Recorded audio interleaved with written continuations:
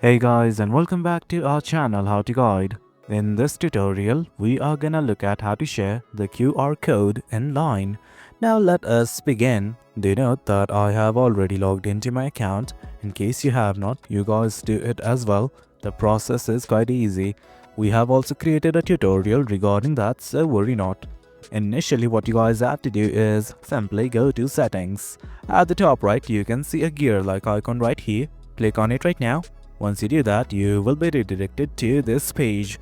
Well, as you guys can see, there are multiple options. But right now, all you guys need to do is simply click on this button called as profile. Click on it right now. And guys, that's it. This is the page that we wish to go to. Right here, you can see something called as QR code. Click on it right now. And guys, this is it. This is the QR code that you want to share with your friends. You can simply copy the link, share it, or save it and send it to your friends. Do you note that you can also regenerate it by clicking on this regenerate button? Simply click on confirm, and as such, your code will be reset. Likewise, you can also scan your friends' line QR code from right here. You just need to click on this button that says scan QR code. Well guys, that is it. That's how we share QR code in line.